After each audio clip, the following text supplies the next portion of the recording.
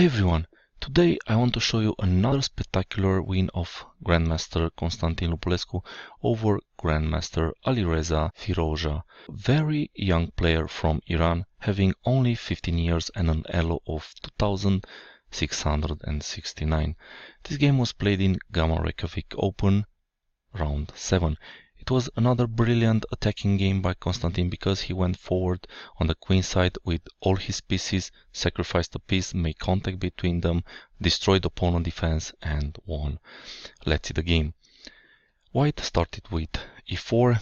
We have the French defense with e6, d4, d5, knight to c3, knight to f6, and white pushed e5, gaining space, knight f2 d7. Black plan is to pressure white pawn chain at the base by playing c5, knight to c6, queen to b6.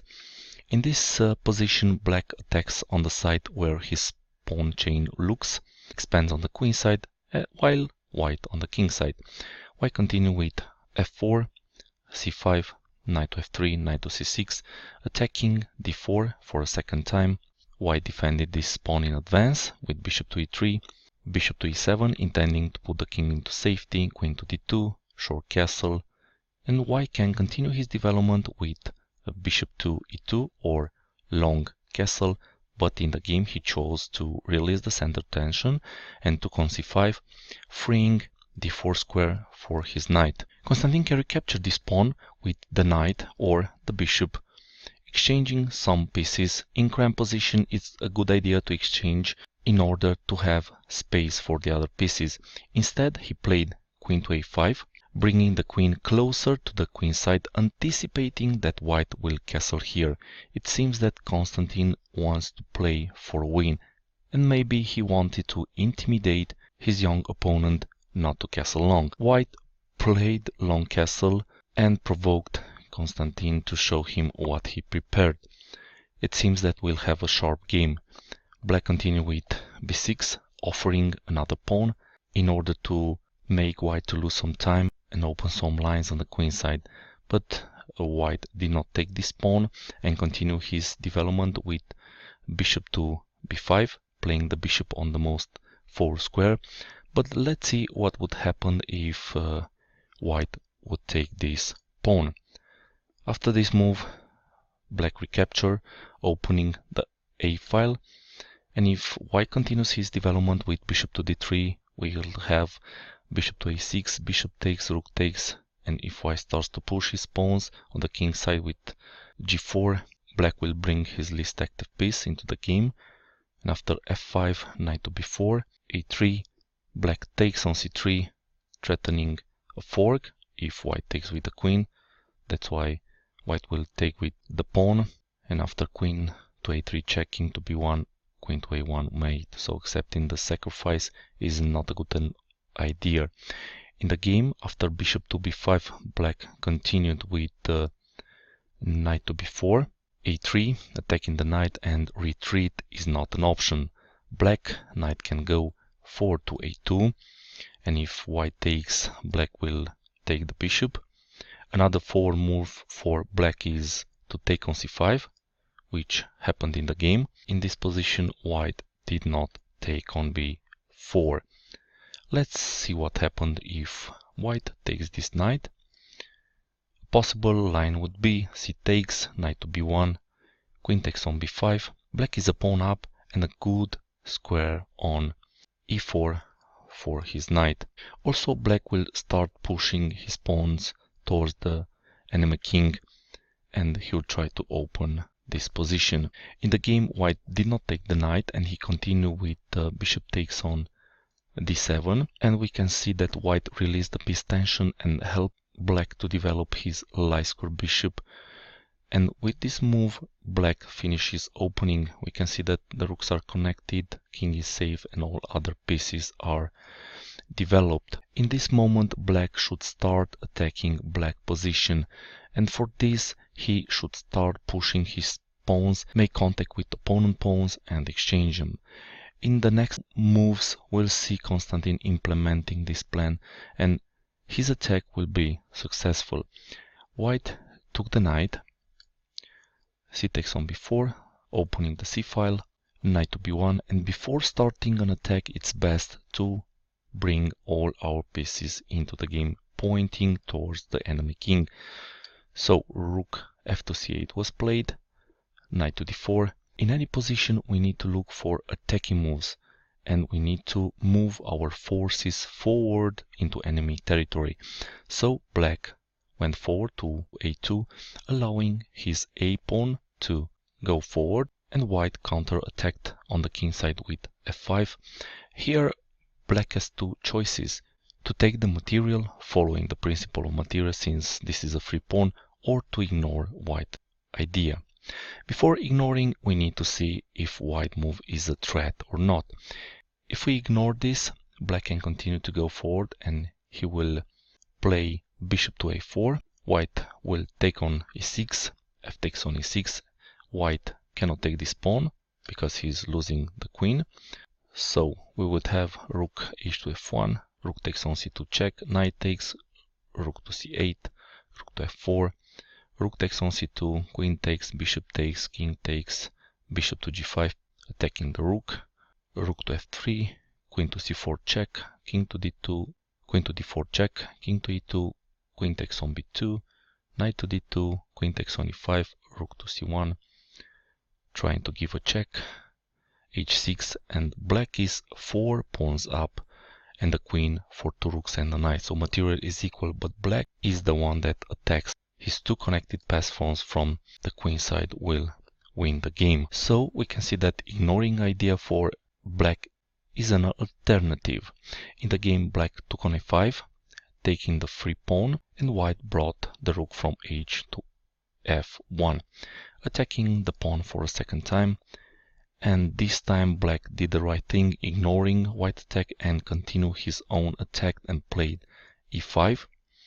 Black cannot defend this pawn because it gives white a chance to counter attack. For example, if he tries to play g6, white will continue with g4, f takes, bishop to g5, exchanging more pieces, and we see that white is back in the game.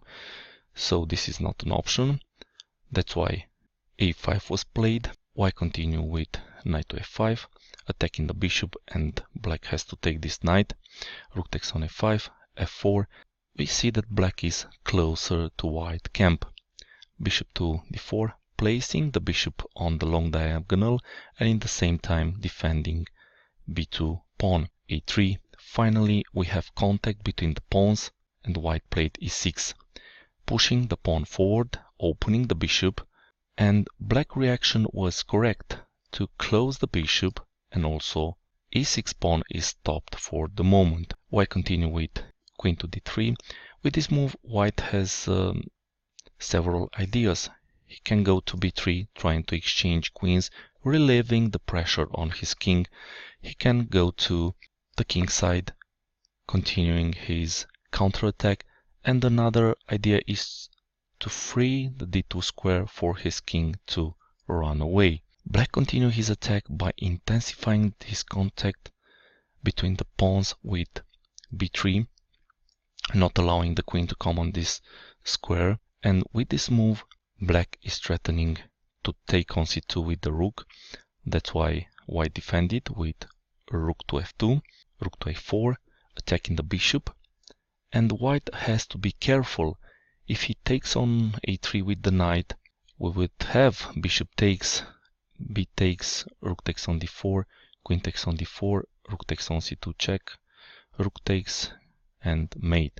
If he tries bishop to c3, bringing the bishop back, we would have d4, attacking the bishop, bishop takes, queen to a1, b takes, bishop takes, king to d2, rook takes on d4, queen takes check, king to e1, queen to e3 check, rook to e2, queen to g1 check, king to d2, rook to d8 check, king to c3, queen to c5 check, king takes on b3, queen to b4, king to a2, and queen to b2 mate. So the only logical move, and the one played in the game, is c3, defending the bishop, and black took on d4, seeing that after white recapture he will play bishop to c5, double attacking the queen and the rook. White put the queen on d2, and in this position we need to look at every forcing move, calculate them and choose the best line. Forcing moves are checks, captures and attacking moves. In this position white has two checks with the queen and the pawn. He has a capture on f2 and a passive move rook to e8 attacking e6 pawn. So in total we have 4 candidate moves. Looking at the first one with the queen, just see that the queens are exchanged and black attack is gone. So taking with the queen is not an option. The second option would be to take with the pawn, giving a check.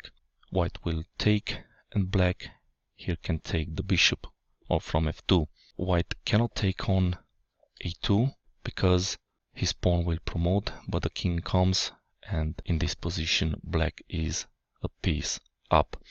So this is a good line for black. Instead in the game Lupulescu played another move and he took on f2 with the bishop, and here white is drawing. I remember that I was looking live at this position and I saw Alireza shaking his head and he could not believe it. After this move he took on f2 with the queen, and in this position white passed pawn from e6 is 2 squares from becoming a queen. So black needs to be very precise and continue his attack. Black did this and he went forward to a1 with his queen, threatening a2, picking up the knight, and here white was not careful of black idea of playing a2 and he played e7 in the game. This move doesn't prevent black plan.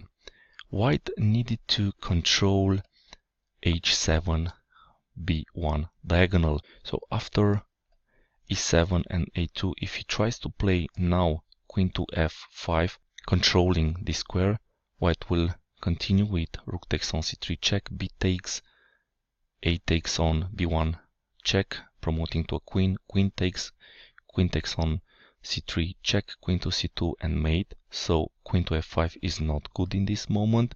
The only try for white would be to take on d5 with the rook, and after a2, queen to f5, g6, queen to e4, and in this moment taking on c3, it's only giving a draw. After b takes, b2 check, king to d2, a takes on b1 queen, rook to d8 check, and white is checking.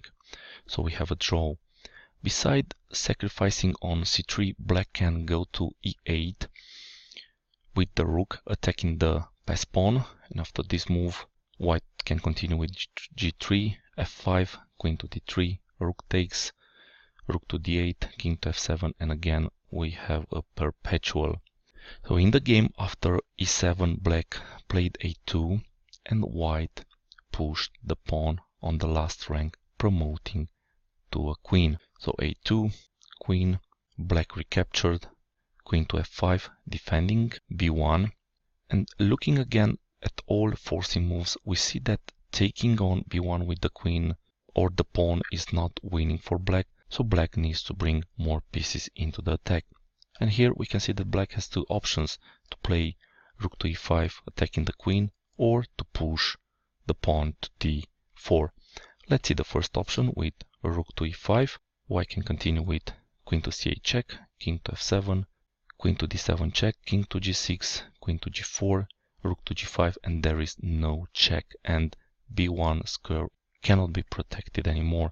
So after queen to e2, a takes on b1 check, promoting to a queen, king to d2, queen takes on b2, king to e1, queen takes on e2, king takes, queen to e4 check, king to f1, queen takes on g2, king to e1, and rook to e5. It's mating. In the game Constantin played d4, and after this move white resigned. A possible continuation for white would be to take with the rook or with the pawn. If he takes with the pawn, black will take on b1 with check, promoting, queen takes, queen to a5, looking to go to g5, check, and after rook to d2, rook to e1 mate. So if white tries to run with the rook, we would have rook to e1 check, rook takes, queen takes, so white is lost.